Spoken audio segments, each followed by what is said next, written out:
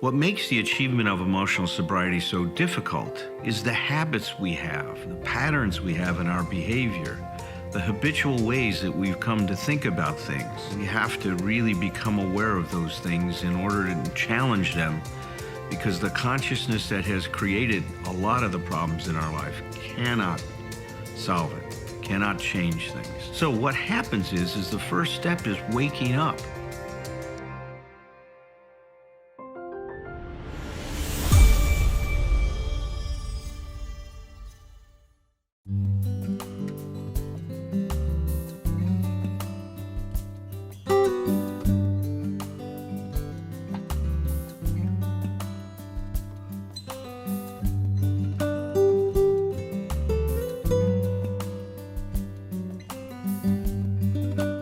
What happens when we achieve emotional sobriety is that we do increase our self-differentiation. So emotional sobriety is about growing us up. And as we differentiate, we grow ourselves. So that's what this whole purpose is. In the last couple of weeks, I've started to introduce you to the concept of differentiation and beginning to talk about what it is. A very simple way of understanding it is that it creates a high degree, undifferentiation creates a high degree of interdependence of functioning. You know, you've heard me say it before that it creates the I'm okay if consciousness. And we're going to be getting into talking about the different kinds of consciousnesses or consciousness that's created with low differentiation today. And then next week, we're going to be talking about the other side of the coin, high differentiation. But I want to talk about states of consciousness, because that's a very important concept to understand. We look at the world, if you've been to any workshops that Herb and I done, Herb likes to talk about the kind of glasses we're wearing, the lenses that we have on. So we see our world through those lenses. Those lenses are crafted by our consciousness. That's what creates the lens that we look at the world through. As we say, you don't see with your eyes, you see with your brain through your eyes. And so the kind of consciousness we have is constantly informing what we think reality is, or the construction of reality that we are making with our consciousness. A wonderful example of this was shared with me this last week about states of consciousness and how they influence the way that we perceive the world and the way that we interpret and experience. This person I'm working with has recently lost a partner, and they're grieving very, very deeply. And her niece shared with her a video from a woman who was the headmaster of a preschool. And she was talking about, how do you talk to children about grief? How do you deal with that with children? And she says, it's very important to be aware of the words we use, especially with a young child. And she gave an example that this little 4-year-old boy had lost his father. And the family talked to him about your father, that he passed away and he's now gone to heaven. And the little boy says, well, where's heaven? And the mother pointed up to the clouds. Heaven is up there. That's where your daddy's at.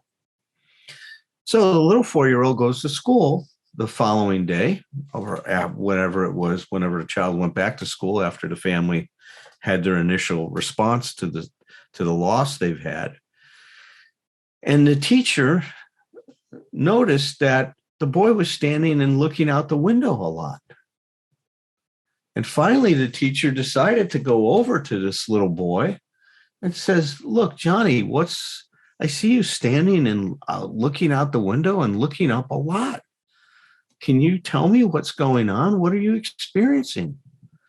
And the little boy looked at the teacher and said, I'm looking up there to see if I can see my daddy sitting on the clouds. I'm afraid he's going to fall off. I'm sitting here looking up at the clouds because I'm afraid my daddy's going to fall off the clouds. The headmaster says it's very important when a child experiences a loss that we talk about that the person has died, and that we use that concept and start to introduce that.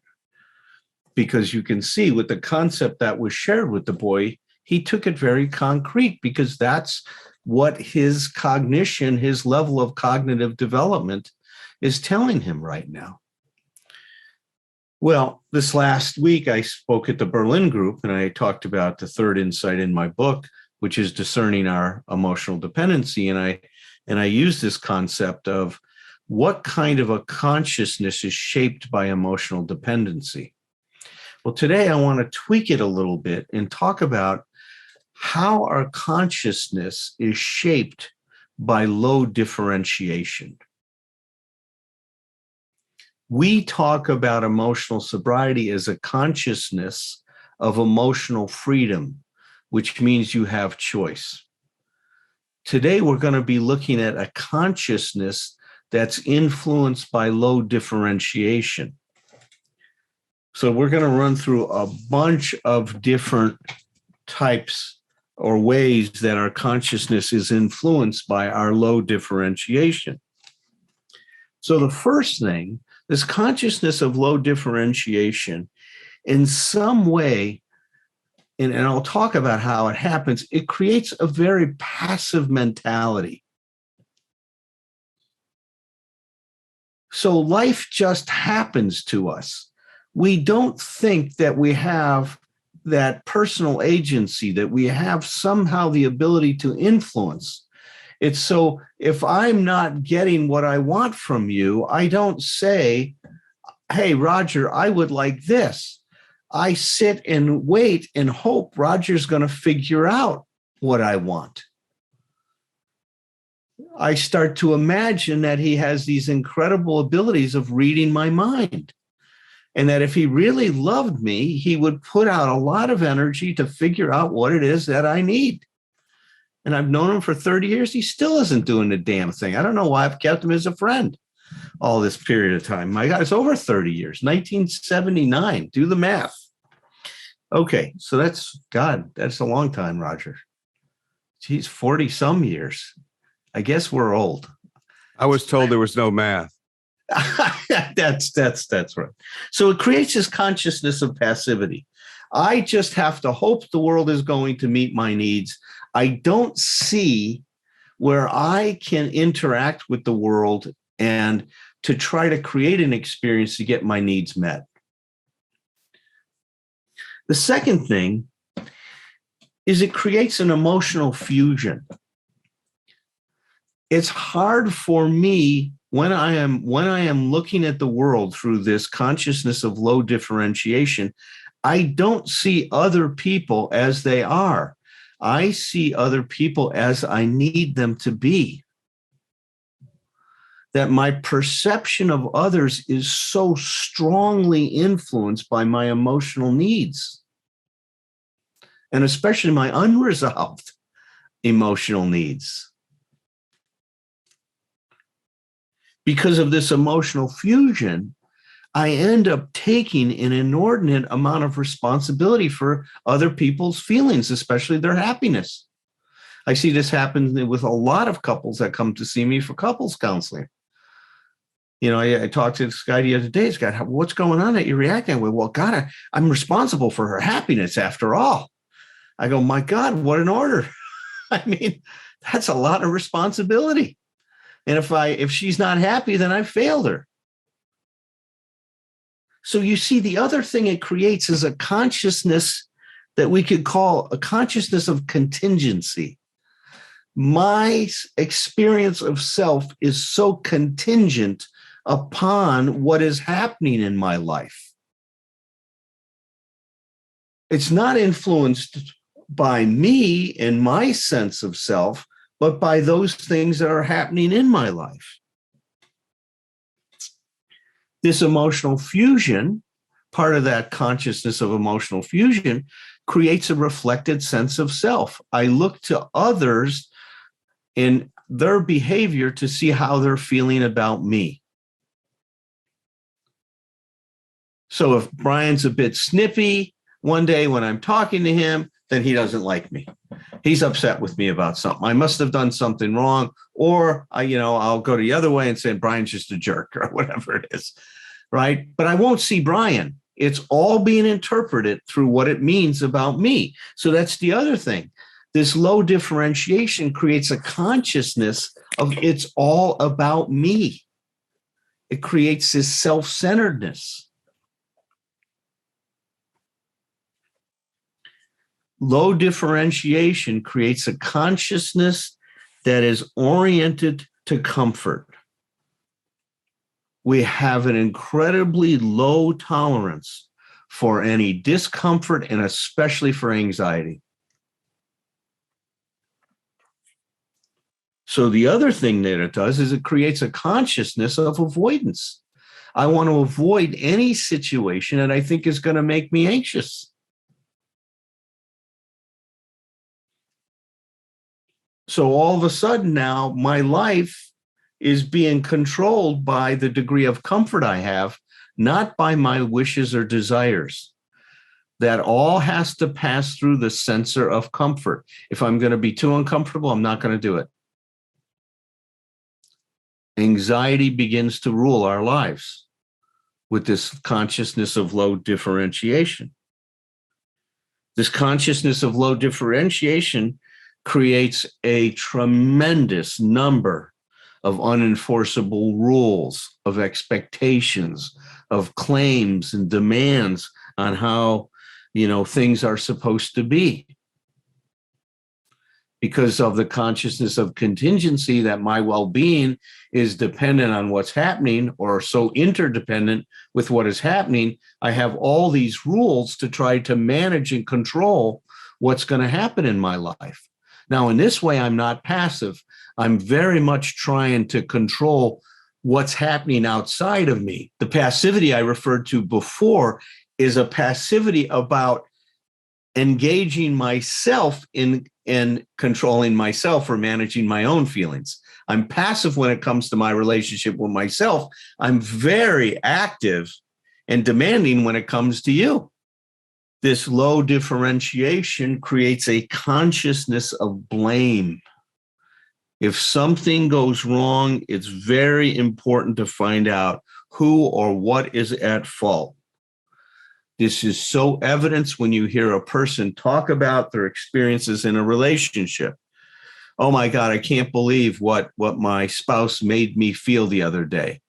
They hurt my feelings. We talk about this all the time. You hurt me. You make me angry. You make me sad. Creates a consciousness that is very hypervigilant because I have to be looking out all the time for what's going on around me because my well-being is so influenced by those events, by other people, and by circumstances. It creates a consciousness of control and manipulation. I have to figure out how to get you or life or a situation to be what I want it to be so that I can be okay. If you want a good example of this and you haven't watched Ozark yet, watch Ozark. My God, masters of a manipulation. It's incredible what you see that couple go through. Low differentiation creates a consciousness that's very, very black and white, or what I like to call a consciousness of absolutes. Things are either okay or they're not okay. Things are either right or they're wrong. I'm either happy or I'm unhappy. I'm okay or I'm not okay. There is no gray when we're undifferentiated. So that means that we also experience a consciousness that is so riddled with musts. I must do this. I should do this. I have to do this. I'm supposed to do this. we have abdicated our personal responsibility, and instead we do all of these things that are supposedly dictated by these 10 commandments, whatever they may be for us.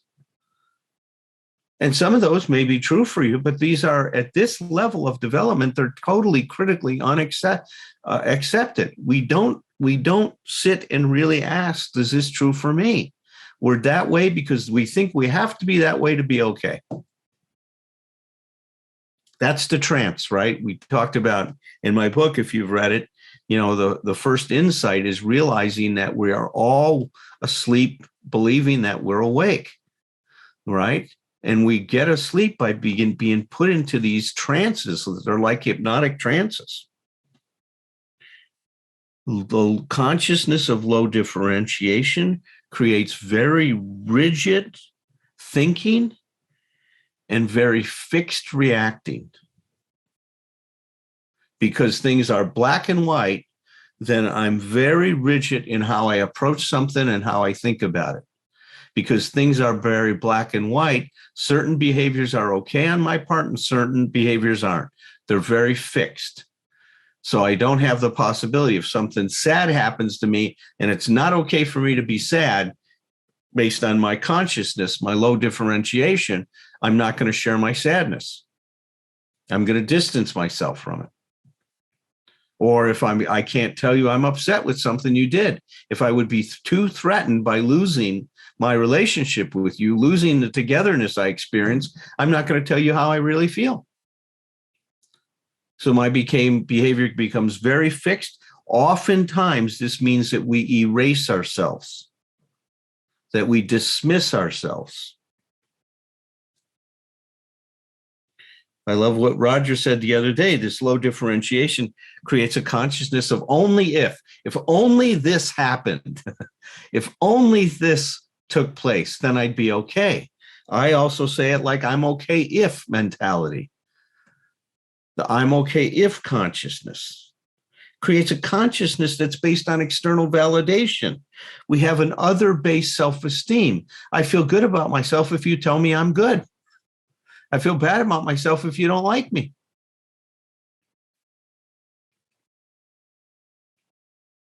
Low differentiation creates a consciousness of conditional love. If you loved me, you would. There are all kinds of rules associated with it.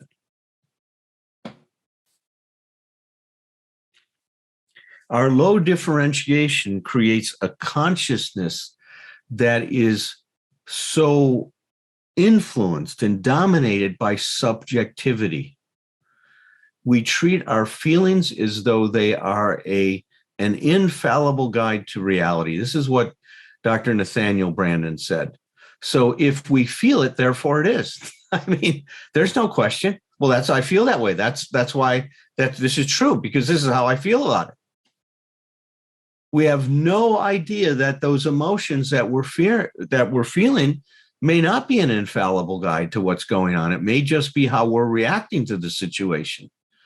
But when our consciousness is so influenced by our low differentiation, that's not a possibility. It creates a consciousness of intrusiveness, which means I believe, even though I expect you to read my mind, I know I can read yours. So I'm going to tell you what you feel and why you're doing that. I'm able to discern what your motive is and what you're feeling. And that even though, you've stopped eating, you're still hungry. I remember when Roger met my mom the first time and he left some spaghetti on the plate and she says, you're still hungry. Eat the rest of that. Roger looked at her like, what are you talking about? That was my mom. Good old Italian mother. It also creates a consciousness that's based on avoidance, right?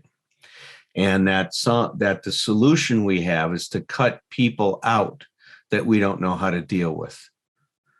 So we use what's called the emotional cutoff. We're going to spend probably a whole night talking about this emotional cutoff and why it's so damaging to our growth and development when we use that as a way of dealing with people, when you just start throwing people out of your life. So I've had a bit of a reflection on this, as you can tell. I hope you're not too depressed if you've seen yourself in all of these things. I can see myself in these things too. We got to remember that, that bumper sticker that says God isn't finished with us yet is so true, right? We're all evolving along these lines.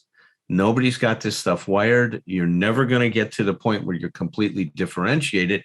And next week, when I talk about the consciousness of someone has a high degree of differentiation, you're going to recognize yourself in that too, because we're all mixed on this stuff. So the important point is to be aware of this and to start to see these things, to have compassion for yourself when you see it. This is a result of a lot of different forces in our lives. And the good news is if you've recognized these things, all of these things can start to change. So with that said, I will invite my two esteemed colleagues, and if Herb isn't, then my three esteemed colleagues into the room with me tonight to share what their thoughts are about what I just shared. Well, most of that hurts my feelings. Well, and I like the way you sounded like you were going to introduce it. My two esteemed colleagues and Herb too, baby. And now, if he was undifferentiated, how would he have taken that, Tom? His feelings would have been hurt just like mine are. He cut me off. Emotional cut off. I'm never talking that burger again. Herb has left the building. It's like, with Elvis. With Elvis. He went with Elvis. Yeah. Yeah. I want to say real quick is I actually witnessed my wife, who was my girlfriend at the time, meet one of my family members who was a narcissist, a very clear narcissist. And she was going to the refrigerator to get something to eat. And she said, "What are you doing?" And she said, "I'm going to get something to eat. I'm hungry." And he said, "No, you're not." And he just met her that day. It's like, but he said it. It's a beautiful example because he said it with absolute factual. He just knew it. It's like, there's no question about it. It wasn't convenient for her to be hungry, so she was not. So, hi, Roger.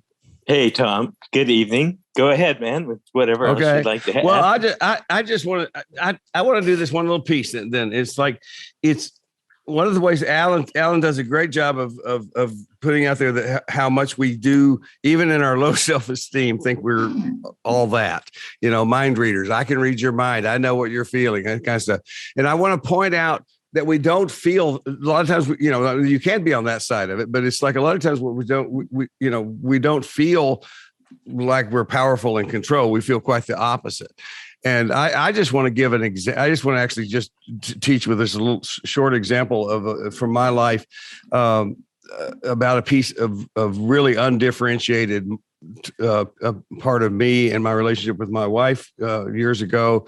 Because I think this is also one that, and we can all just kind of talk about this. You can let me know as we go along later how much you think this is gender specific. But I tend to think it's kind of gender specific in terms of men do this one in particular. And that is that the short version is my wife was telling me something. She needed to tell me something that it was about finances and some stuff that were really sensitive stuff to us. I had a therapist at the time that said the only thing couples want to talk about less than sex is money, in therapy. And so we were talking about money and I'd made some bad decisions and been some things that were really hurtful to Dee Dee and to her ability to trust me. And so I needed to hear that, I'm telling you from any insight you're perceiving here, it comes from hindsight. But so I thought I was doing my best to do that, or I was doing my best at the time. And she would tell me, so the therapist was asking me to spend time listening to her, and she would listen. And then I would feel horrible and sometimes cry and say, and she would say, "Why are you making this about you?" And I would go, I'm not making it about me. And this is the thing I think that a lot of men do is I'm not making it about me. It just hurts me so much that I've hurt you this way, and it's like, that's the, I mean, and it was just real pain. I was feeling so bad, but it's like, finally I was able to get my head around the idea that was making it about me. It's like, even from now, as I say it now, it's kind of duh, but at the time it wasn't. I mean, I was just completely confused when she says, you're making it about me. No, I feel terrible that I hurt you. But it really was this switch. It's like, we're all going to feel sorry for me now because I'm no longer wearing the white hat. I am the bad guy here. I've done something to hurt my wife. And isn't that a horrible thing for me? And so I hope that makes some sense. But it's certainly a moment in time when I think about being undifferentiated, where I immediately go to that example and pull it up and realize that I can't even find Tom in that picture really when I look at it. So that's my story today, and I'm sticking with it. Mm. I hope that doesn't hurt you in any deep way, Roger. It does, because I feel horrible if I hurt you. I know, and I wouldn't want that. I would not want that, because I'd feel even more horrible than you feel horrible. All right, no, that's we got to write this skit. You and I got to. May I ask a fast question? Did I? Okay. There's a sharing. I'm sorry. There's a sharing portion after the main contributors talk. So you got your hand up. We'll get you right in the queue at the appropriate time. And for the record, we probably didn't know the answer to the question anyway. We're going to make it up anyway. Thank you, Tom, for that for adding. I appreciate it. Wow, that's a deep cut, Tom. I like that a lot as a really deep example of how, because that's one of the. I wrote at least 22 things down, Al, that you have given a lot of thought to this. I appreciate it a lot, and incredibly rich content tonight. And I was smiling and nodding my head a lot, because almost every one of them I could relate to in terms of times in my life, still at certain moments when I at least feel a powerful inclination to go there or just go there still. So, I appreciate that. But it's funny, one of the ones that stood out to me is the same one you went to, Tom. I can have this belief that I'm being incredibly sensitive, that I'm being very connected, very empathic, and I have no idea that I'm still making it all about me. In my perspective, I'm completely about you, right? I'm completely about being caring, being sensitive, being accepting, but I can have all these price tags and motivational pieces to it that really don't make it about you at all, right? It depends. That's a great way to say it. Yeah. And so that's a level that I still, every day, I get the chance to see that part of me operate in some ways. Gosh, Alan, so many of these stood out for my own awareness. I'll share a little bit of a personal history. I had the blessing of having a mom and a dad who, my dad was kind of a man's man, a guy's guy. He was the principal of the school I went to for many, many years, which was interesting. But Dad had no problem being differentiated. Obviously, as a principal, he also had to be differentiated in a context of connection, right? Whether it's with teachers, with students, with parents, with the community as a whole we grew up in. Whereas my mom was cut from a very different cloth in terms of her upbringing. She told us explicitly, especially my younger brother and I, when we were kids, and I grew up in a small Midwestern Indiana town.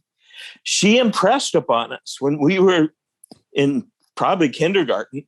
Well, no, we didn't have a kindergarten, but very young, and certainly in elementary school, that other kids in our community were looking to my brother and I as examples, as models, as to how to behave.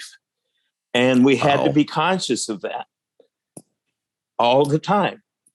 That was our job.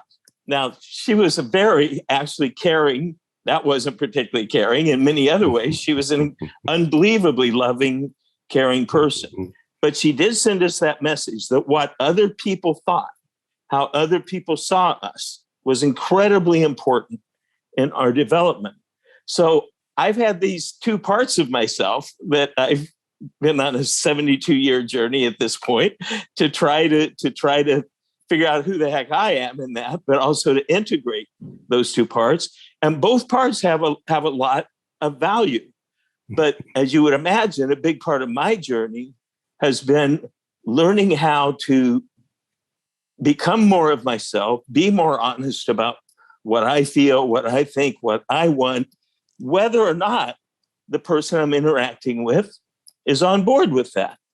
One of the things that in my work with Nathaniel Brandon, who Alan mentioned a number of times over these, many months, these years at this point, he would talk about how it's hard for our partner to trust our yes with them unless we're also able to say no, especially if we're able to say no in a way where we stay connected to them. It's hard for our partner to trust our yes, because Alan talks about 3 styles of responding when we run into people in situations that challenge us, that stress us. We move toward them in a way of people pleasing or placating as a way of trying to control or manipulate them. We move against them, right? Or we withdraw and we separate. Again, sometimes as a way of manipulating, sometimes as a way of just creating space for ourselves. But those 3 modes, and we all can be mixtures of all 3, but those 3 modes tend to characterize us, unless we've really looked at it, especially if we consistently adopted one mode or the other, very much into our adult lives. We tend to treat other people, and this is obviously widely recognized, as variations on mom and dad or other significant people from our childhoods. And what that can lead to is if I had a parent who was very controlling and I rebelled against that, I might be incredibly energized around differentiation. I might experience an incredible need to separate, differentiate, point out how I'm different from you, but not know how to stay connected in that. So my need to differentiate is going to be hyper energized, right? My ability to stay connected, not so much, right? So I'm so appreciative. I was nodding my head with every one of these because it's like, yep, but it's not a sad story, at least most of the time. No, listen. It's the awareness that develops that's been liberating for me. Yeah. That's the point I want to make. So I'm so glad you finished. Well, I'm with glad what you finished said that. with. See, that's the key to our freedom here, is to realize how this determines our perception. I don't want to go into it much because it's probably going to come up in the questions, but it's so interesting how when I start to talk about this, always the first thing that gets energized is, but there are toxic people in my life that I just want to, emotional vampires. They're emotionally draining. I've got to get rid of them, that they emotionally drain me. Just listen to your language. See what I ask you to do. Remember what I said is this undifferentiation creates a consciousness of blame and externalizing the problem. So if I say you're emotionally draining, I'm absolving myself of what I'm doing that allows that to happen. How am I allowing myself to be drained? See, that's a very different question versus what do I do with emotionally draining people? How am I emotionally allowing myself to get emotionally drained in this relationship? That's the right question, not the other one. The quality of questions you ask for yourself are going to help you grow. Other questions are going to keep you stuck and keep reinforcing this mentality. And if you got to get out of it, you've got to ask yourself some tough questions. How am I creating my existence? Not how are other people creating it. Nobody creates your existence when you're an adult. You're doing that. It's your existence now. Yes, as a child, it's a different deal. We're talking now, this is mostly adults in here, at least chronologically. So I still think I'm a child in many ways. That's where I get stuck. I hear a lot of people criticize the 12 steps, that they're old-fashioned. I can understand that criticism. They were written back in 1935. Some people that are agnostic have difficulty with the word God used in the steps. For me, I look at the process that's involved, the forces that the 12 steps generate are so powerful that I think they're ageless. There's this interesting phenomena that happens when you work the steps. They create a charge and then a discharge. You know, the first step, we're powerless. Our life has become unmanageable. It creates this charge. You know, we're in big trouble and we don't know what to do. And then step 2 comes along and it says we have hope. That charge, that existential crisis that we have is resolved. What's happening here is parallel to life. We charge ourselves when we breathe in. When we exhale, we discharge. That's the rhythm of life. And the way I love to think about the 12 steps, it's helping us get connected to the rhythm of life so we can learn how to show up in a good way.